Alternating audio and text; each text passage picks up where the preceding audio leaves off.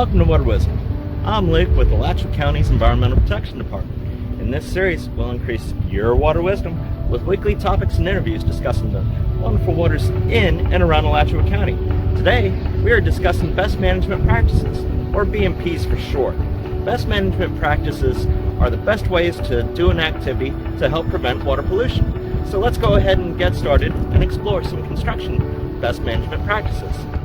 Since best management practices are the best ways to do an activity to help minimize water pollution, let's see where we can find BMPs in action. Actually, we can find BMPs being used all around, if we know where to look for them. Today, we are at a construction site. Many best management practices are being used here and at construction sites across the nation to minimize water pollution. A construction site can cause water pollution if best management practices are not used. A water pollutant can come from a construction site is soil erosion. Here's a science fact from a soil scientist. Soil and dirt are not the same thing. Dirt is the dust on your fans and the footprints left on the kitchen floor when you don't wipe your feet. But soil is the top layer of the earth that plants can grow in. Now you know the difference between soil and dirt. Many best management practices are used to keep soil out of the stormwater system and out of our water bodies. Soil contains nutrients. Many of these nutrients are the same nutrients that you can find in fertilizer. These nutrients can cause algae blooms. Algae blooms can reduce a water body's oxygen levels so low that it harms or kills fish and other aquatic life. Soil can also be suspended in the water. Suspended soil acts like a giant umbrella for aquatic vegetation when it is floating in a water body. This umbrella keeps sunlight from reaching aquatic plants, and without sunlight, these plants will die. When aquatic plants die, fish and other creatures will lose their homes and less oxygen is made. Suspended solids can even clog fish gills, and small invertebrates like crayfish and dragonfly larvae can suffocate.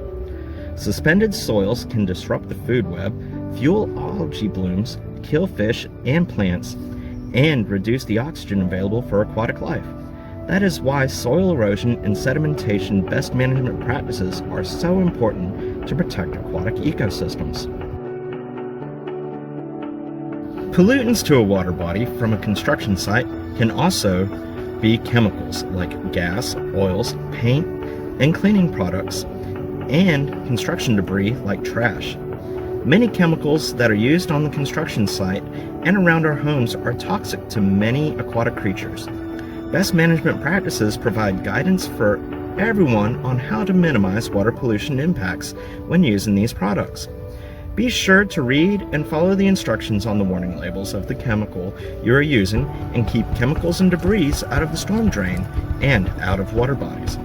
Now that we know a little bit about what best management practices are doing, let's explore what some of those are.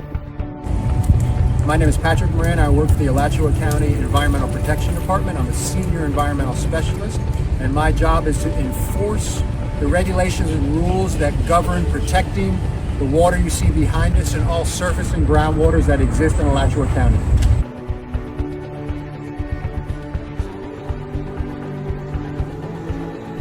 So construction sites are messy sites. You've got big equipment, moving material on and off site frequently, and with that comes sediment and dirt. And as you can see at this site, there's sediment and sand that comes out onto the roadway. It's the contractor's job to make sure those sediments stay on site by using specific best management practices to ensure it stays there and doesn't come out onto the road and leave the site.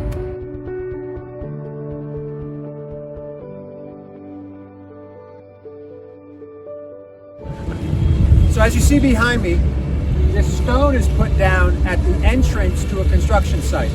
And what that helps with is as the sand and dirt on the tires of the vehicles gets trapped there, as it rolls over this rock, it knocks off the sand, so when it comes off site, it doesn't leave the site.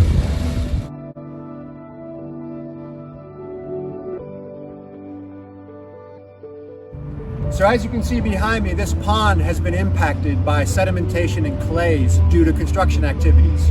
This is something that can be repaired or corrected with proper BMPs to ensure these water bodies aren't impacted. Because sunlight needs to penetrate that water and support habitat for the fish and the other living animals in there.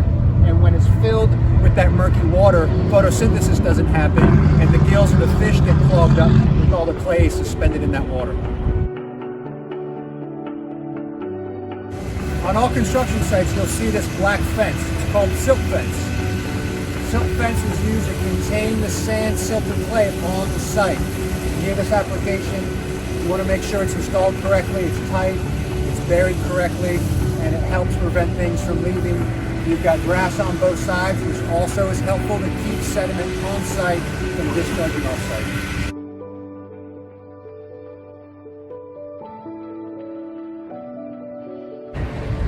In this picture, you see what's called a gutter buddy, or inlet protection.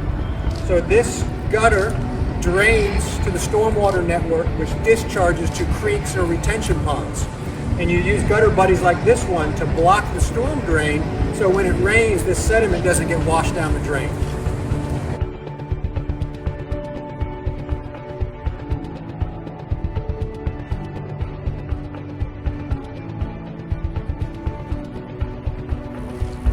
So I'm standing on what's called a check dam. And when you have to treat sediments in water, one of the principles to get whatever sand, silt, or clay is in your water is to slow the water down. And you do that by creating a series of dams that the water comes to. It has to stop, fill up, and then comes down to the next one. And with that time, it allows those particles, whether it be sand, silt, or clay, to drop to the bottom, and then clean water flows over.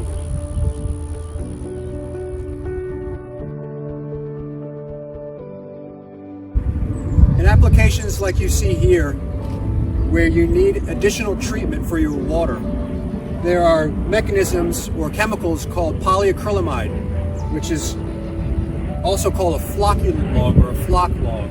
And it is designed to treat different amounts of clay and silt in the water column. And as the water flows over it, it flocculates or grabs onto those particles and makes them heavier. And so when they're heavier, they drop out of the water column and it clears the water up.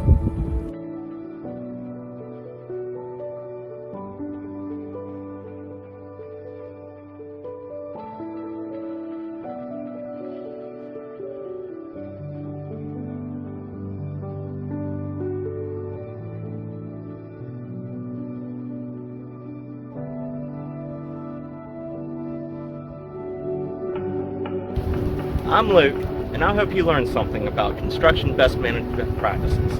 And remember, wherever you are and whenever you do an activity, check and see what the best management practices are so that you don't create a water pollution problem. So do your part, save our waters, and until next time, stay water wise.